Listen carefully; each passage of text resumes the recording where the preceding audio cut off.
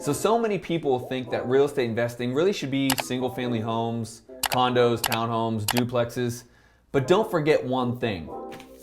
This $34,000 check that I just received this morning came from wholesaling a mobile home. So I want to talk all about that deal and to make sure you realize mobile homes are still a very real asset that you can wholesale, buy and hold, flip, do seller carryback, you name it.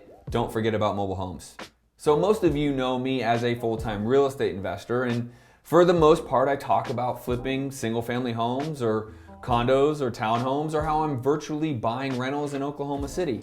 But one thing I don't talk enough about is how in the last 30 days I've done 2 deals, both of them bringing me back north of $30,000, and those 2 deals were mobile homes. So let's talk about mobile homes and why so many real estate investors actually forget about them. Well, I'm not sure why they forget about them, but what I do know is why they focus on single family homes, condos, townhomes, and that's because there's more people that would prefer to live in a home or a condo or a townhome. Now, don't get it wrong, I do the vast majority of deals flipping, wholesaling, and buying single family homes. That is the vast majority of my business. But one thing that is true, and I would argue I didn't realize till the last handful of years, is there is a lot of money to be made with mobile homes. So let's talk about this deal and how I structured this deal and how I made this $34,000 check without having to put any money into it, without having to buy it, without having to do anything except for find a buyer. Now this is said HUD from that mobile home. And if you're able to read closely enough, there was actually another investor in here that also made $1,500 flipping or wholesaling that mobile home. So how is that? Well, the way that works is something that I teach a lot of my students, which is co-wholesaling, or what I say an inverse profit method. You see, I've spent a lot of money marketing to this person. In fact, this lead came from direct mail. In fact, this lead was in my pipeline for 2 whole years before that person actually decided to sell. So it has taken us 2 years of nurturing this homeowner to find a time when she wanted to sell. And that was this month.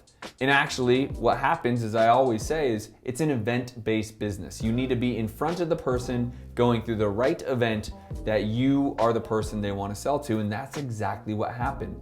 The woman that actually sold the property, she had several kids that were now occupying that property. They were kind of mooching off of her, if you will, and she wanted nothing more to do with it, and she wanted to get rid of it and just kind of move on with her life and let her adult children figure out their lives. So she didn't want to actually be a crutch to them anymore, and for that reason, when we called to check in on her, she actually said, perfect timing, I was just considering about selling, so I'm glad that you called. Now, what happened in this transaction is we contracted the deal with the seller and we are going to wholesale it. Well, another investor saw our email and they actually called in to say, hey, I think I have a buyer for a property like this, which again, is a mobile home on a piece of land, roughly an acre or so out in south Phoenix, right? In fact, it was actually in a city called Casa Grande, and is really South Phoenix. You probably wouldn't even say it's Phoenix, right? That's the reality. It's actually in a totally different county. So this mobile home is on a property. Now, one thing I want to side note for you guys here, if you don't know real estate investing or mobile homes, is you need to make sure that the mobile home is affixed to the land. That's what actually makes it a real estate transaction. Some mobile homes are actually just placed on the land and never actually a part of it, right? In that sense, that mobile home would be considered a vehicle, right? Mobile home. That transaction to buy that mobile home would not include the land, and I'd actually have to do that transaction through the DMV. Just a little sidebar there. So this mobile home was affixed to the land, so I'm buying the land and the mobile home. I contracted it with the seller. I sent out my email. I had another investor give me a call saying, I have the perfect buyer for you. Within minutes, that buyer put their earnest money into escrow, non-refundable, by the way, $5,000 non-refundable.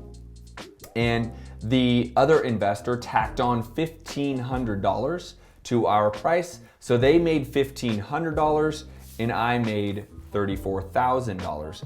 I find that to be completely fair, and here's why the buyer actually bought this mobile home. So I contracted this mobile home at $80,000 and put it out on the market for $109,000. The investor who found the one buyer that moved immediately, they are actually paying $109,000 plus the $1,500 that other investor tacked on top, which is all fine. But the reason why this buyer actually wanted this property so bad and moved so quickly is they are actually buying it so they can resell it at a higher price using seller financing. Now, this is a little bit more advanced for those that maybe are not totally engaged in real estate investing yet, but what the end buyer, what they are going to do is they're going to buy it, and they did already, obviously I have the check to show that, but then they're gonna resell it at a price above my price. They are not looking to repair it, they're not looking to rehab it, they are quite literally gonna maybe mark it up $10, $15, $20, $30,000. I don't know the number they're gonna resell, as we just closed today.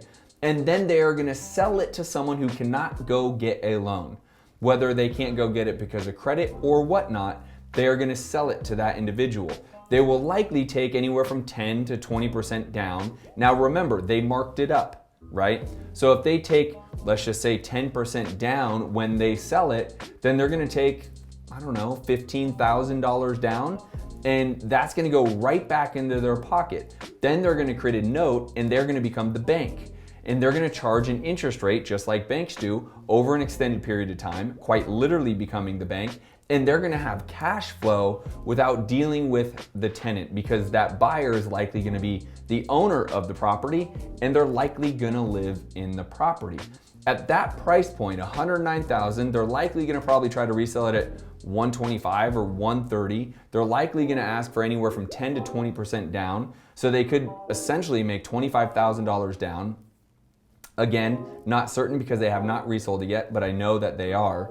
And then they have monthly cash flow coming in without having the headaches of home ownership. I mean, it's a beautiful, beautiful model. And when you have a price point like this, it really works. Now, the reason why I shot this video is, first of all, for you investors, if you aren't paying attention to mobile homes, you need to be, for this very reason. You can wholesale them. As you've seen in previous videos, you can remodel them. I've done several videos on a mobile home I remodeled and flipped.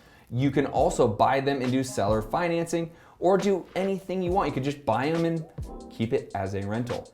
So with all that said and done, thank you very much for paying attention to this video. It's been my pleasure. Make sure you're subscribing. Again, like the button and turn on notification. I'll see you guys on the next episode. Peace.